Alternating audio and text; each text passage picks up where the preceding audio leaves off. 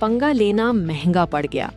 चिड़ियाघर में गैर तरबियत याफ्ता स्टाफ के नामुनासिब बर्ताव के सबब रीछ बिफर गया।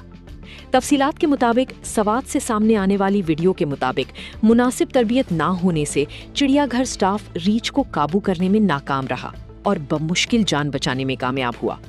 वीडियो में देखा जा सकता है कि एहलकारों ने बचने के लिए रीछ को डंडों से मार मार कर जख्मी भी किया। महकमा वाइल्ड लाइफ के मुताबिक स्टाफ ने रीछ के साथ छेड़छाड़ की, जिस पर वो गुस्से में आया। दूसरी जानिब डायरेक्टर सवात चिड़ियाघर अब्दुल गफूर का कहना था कि गैर मुनासिब तरीके से रीछ के साथ बर्ताव करने पर मुतालिका एहलकारों के खिलाफ कार्रवाई की गई है और उनको कानून के मुताबिक सजा दी जाएगी।